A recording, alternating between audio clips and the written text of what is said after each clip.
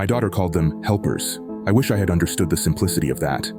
I've been in therapy for the last 30 years of my life. My therapist says that it's helpful and cathartic to share your life experiences with others. It helps you process your emotions and recognize them as a real and tangible thing. Truth be told, I don't want to talk about this shit, because that's what it is, just shit, constantly weighing me down and leaving a pungent and nasty sense of guilt in my mind. But I'll share my experience with you. I came from a very conservative home. We didn't believe in anything odd. We were churchgoers, and we didn't practice anything outside of what we believed, so I never had Santa Claus or the Easter Bunny in my life. Why does that matter? Because I want you to understand that I never believed in anything extraordinary. My life was very simple and normal. I didn't believe in fairy tales, fantasies, or made-up nonsense, but that didn't matter. I came face to face with it in due time. I got married to my husband in the mid-80s. He was a farm boy who had worked a dairy operation his whole life, and we were set up on a blind date by some friends. That kind of stuff doesn't happen very often these days. I wanted to go to school to be a teacher. I wanted to do something with my life, but that wasn't how it happened. Instead, I became the farmer's wife, and I lived in the country with my husband. The only things for me to do were the chores, cooking, and lots of homemaking. Eventually, I became pregnant with our first child, Jessica. She was born in 1989, and she was my entire world. I adored being her mother. It was wonderful. So what's so terrible about any of this? Well, nothing, of course.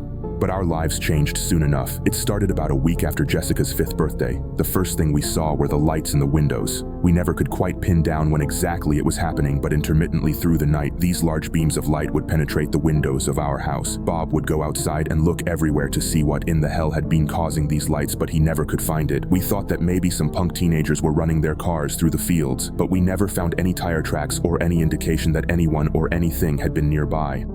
Then Jessica's kindergarten teacher contacted us with some concerns. Jessica had been doing well, but she continued to draw pictures that disturbed her classmates and her teacher. I still have copies of the drawings. In almost every one of Jessica's pictures from that year, she had drawn herself next to 2-3 skinny and long figures. The drawings were crude and not easy to decipher, but for all intents and purposes, the figures were usually tall, grayish, or black-skinned, had red eyes, and were almost always depicted with an arm around or on Jessica. It freaked me the fuck out. She wouldn't stop drawing these damn things. I would ask her over and over again what she was drawing, and I'd get the same reply. They're helpers, mommy. Helpers? What in the hell were they helping? Or who? I would try to ask more pointed questions, but I always got limited responses. Then help people, mommy. Those are helpers. They come to help. I took Jessica to a couple of different child psychologists. I talked to mental health providers. I would just get the same kind of answers. She's creating characters for herself to have as friends. She's expressing her imagination through art. This is normal in childhood development. Okay, sure, but did these drawings have to look so damn creepy? After some time, the drawings did become less frequent. Jessica didn't talk about the helpers quite as often as she used to, although once in a while it would come up. But Bob and I were not prepared for the worst news of our lives. It came shortly after Jessica's 8th birthday. Our little girl had leukemia, cancer, fucking cancer in a child. I didn't know what to do or say at that time. I couldn't fathom how God could let something terrible like this happen. I was angry and I was upset. We took Jessica to the best doctors. We made sure she got the best care possible, but she wasn't getting any better. My little girl was getting weaker and sicker as the months went by. We eventually decided to bring Jessica home. We didn't know how much time she had left, and we just wanted to be with her. Then the incident happened. I woke up in a cold sweat in the middle of the night one evening, and the whole house was lit up in a bright light. There was a very low hum of noise that reverberated through the entire house. I could hear ringing in my ears, and I felt disoriented, but my motherly instincts led me to my daughter's bedroom. When I got there, I immediately froze in fear. There were two things, and they were standing over my daughter. I can't explain accurately what I saw to you, because nothing in our world resembles what I saw. Tall, dark in color, glowing red eyes. But I do know that these things gave me the sense that they were intelligent, and I didn't know what they wanted. I had been standing there, immobile and phased out, until I saw my daughter slowly start to hover above her bed. Yes, she was hovering in the air. I freaked out and started screaming at the top of my lungs. The reaction was instantaneous. My daughter began to cry, and her emotion noticeably affected the things there in the room. About this time, my husband came running into the room and had seen what was happening. He ran down the hall, and before long he was aiming his 12-gauge shotgun at whatever the hell these things were in the room. I remember the low hum in the room being replaced by the echoing blast of Bob's shotgun, then a high-pitched shriek coming from the thing he had shot. A spew of greenish liquid went flying toward the corner of the room and burned a hole into the floor as it landed. This was instantly followed by what I can only describe as the loudest blast of noise that I have ever heard in my life. It hurt my ears so badly that I shut my eyes and fell to the floor in a fetal position, holding my arms over my head. I don't know how long I was in that position, but eventually the noise was gone and I was able to get up. Bob was on the floor trying to recover himself, and Jessica was in her bed crying and sobbing uncontrollably. Somehow it had become morning and the night had mysteriously gone. I can't explain this experience any more than what I just did. To my best recollection, that's what happened. We never talked about it after that day, at least not for a long time. Unfortunately, a month later we lost our precious Jessica to cancer. Bob and I stayed together for one more year, but it was all too much. We divorced. It wasn't until years later that I realized what happened. We fucked up. Bob and I fucked up. Jessica had always called them helpers. I didn't understand it until I finally began to explore my experience. I started attending UFO conferences, connecting with enthusiasts that followed extraterrestrial activity. I even talked to a few college professors. Whatever had happened years ago wasn't nefarious. They came to help me, to help my daughter. They may have been able to cure her cancer. Their science and technology were most certainly more advanced than ours. I've lived with these feelings for years. I've talked to so many people. I spent several nights during the week thinking about how things could have been different.